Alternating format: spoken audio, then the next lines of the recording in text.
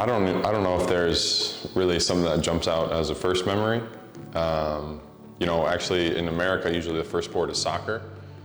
And then, because it's like the youngest, like you can play that at like 3, 4 years old. So I remember some soccer memories, but I really don't remember like my earliest basketball memories. It was like playing basketball, playing t-ball, playing flag football. But yeah, I can't really think of something that jumped out at me about basketball, but when I really fell in love with basketball was more so when I was 14-ish. I mean, I practiced it religiously just like I did with my other sports, you know, football and baseball.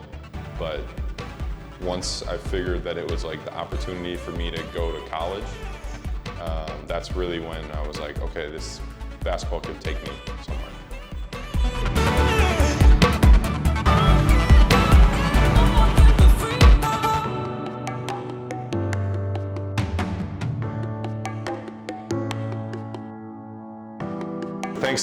Thanks to my dad. It was before I was 14. He said you have the skill to become a Division I basketball player, and to me that was like they were gods. You know, to see D1 basketball players out on the court with all the fans around and everything.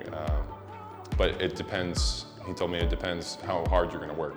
A living, I would say more like in college, because I went from high school to just praying for a spot on a college team.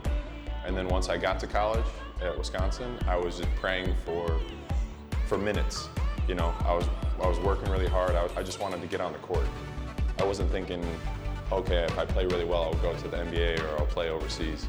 But around my sophomore year, I started playing really well, and that season we had a really good team.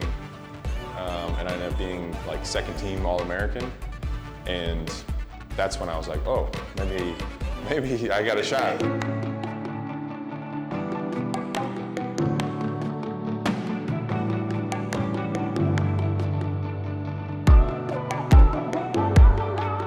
My dad and I were actually watching, this is before I was in high school even. We were watching like college basketball, and he was like, there was a coach, Bo Ryan, who was the head coach at Wisconsin, and he was MFing a player, like, you gotta blah, blah, blah, like yelling and pointing and screaming, and he's like, how would you like to play for that guy? Like jokingly.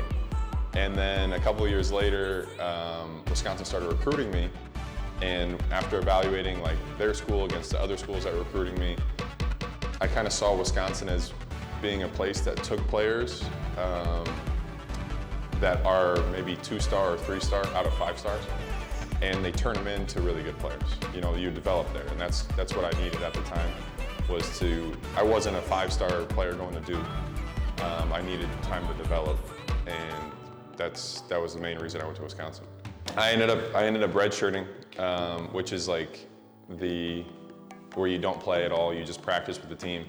So the practices were basically my games. I would take the scout team. I was on the scout team because you're on your red shirt. So you emulate the other big man. So I was like, one day I'd be someone who could only shoot with my left hand. And that's what I would do the whole practice. I would only go around the rim with my left hand and work on that. One day, it was someone who was really good off the dribble, and he was a quicker guy. So I would practice that to try and get the first team prepared for what they were going to see in the game.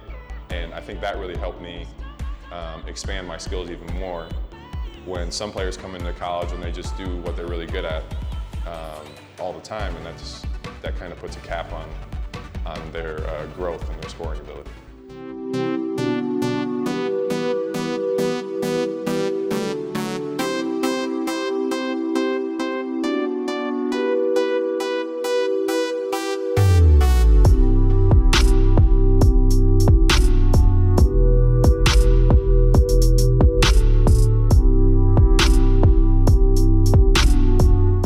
I really didn't know much about I didn't know anything about European basketball. My agent told me, hey, Olympiacos wants to sign you, and I had to Google who they were. And David Blatt was the head coach, and we had a really good conversation. And so I ended up going there, but after his departure from the team, my departure from the team came, and I went to Cremona, which was going from Athens to Cremona. I love the people of Cremona, but it was a small town with nothing to do. And so I was really just bonding with my teammates, and luckily I had Travis Diener there, who was became one of my really good friends. And he kind of looked after us. He was kind of the captain of the team, and also, helped the Americans get through that season. And then COVID hit, and there wasn't really any known information. We were all speculating on, will we play? How fast did the virus spread? All this stuff. And in Bergamo, it was actually the epicenter of in Europe at the time, where it was the most cases. So I was to the grocery store and coming back, and that was it for like a week. And then we were off. We just got the first plane out of there that we could once they said that the season was postponed.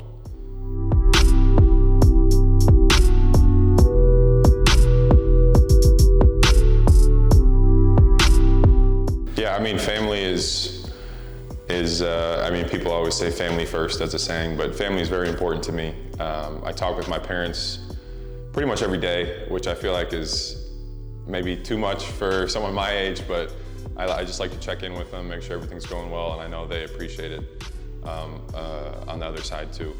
And then, like you said, my extended family, my first cousins, a couple of them played professional baseball.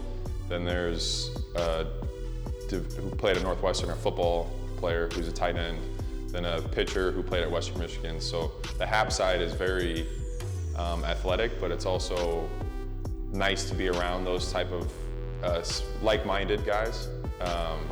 And Jay Happ, who played for the Phillies and played for, 6, 7 different teams in the MLB, he was the example for us in terms of how hard he was working. I'm still chasing him on these things. How his routine is crazy, his diet, what he restricts himself with is something that I need to try and implement more. But all the little things, add up to what a crazy career he's had.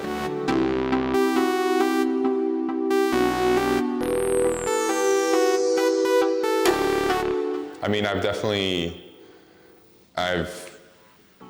gotten older, but I still try and maintain like a kid or like a joking relationship with my teammates. Like, I think that's the best way to counteract the pressure that's on us from game to game. Not only the pressure, but the defeats that we handle. I mean, there's a couple guys in this locker room, Ferran and Mickey and Nico, who keep it light all the time. So it's easy to interact amongst all of us when we're laughing and joking around. But I think originally I took it a little too serious, like I'm here to do a job, and now I think I've kind of morphed it into something where it's kind of hybrid of like, yeah, I'm here to do it as a job, and I'll do my work very seriously and be on time, but there's also this is also my life aspect, so I need to enjoy it while it's happening.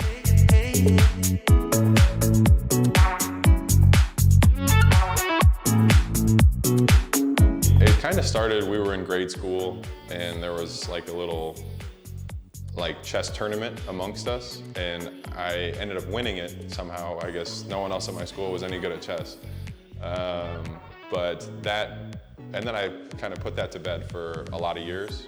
And then during COVID, I started to pick it back up and took some online, you can take little online lessons and things like that. So, and then they surprised me with the 6th best player in the world, and he beat me like it was nothing. But I would say I don't take what I learned from chess into the game, but there are similarities between basketball. I would say one of the reasons I'm able to get so many steals is because you kind of think a move or play ahead. You kind of bait them into thinking that this is open and you should do this, and then you take it away. But there are definitely similarities.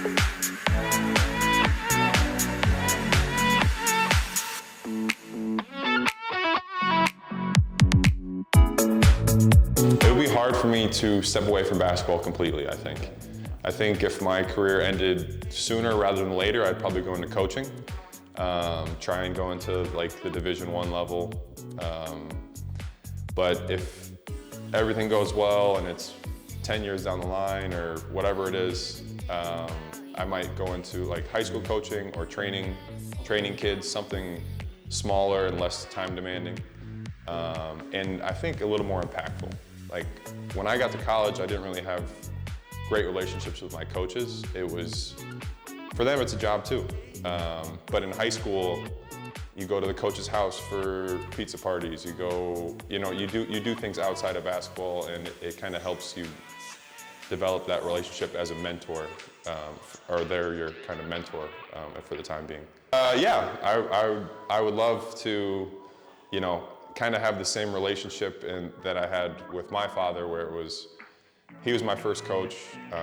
He was the one who was putting me through drills and all these things. So I would love to have that someday, but I think it would be a couple years away.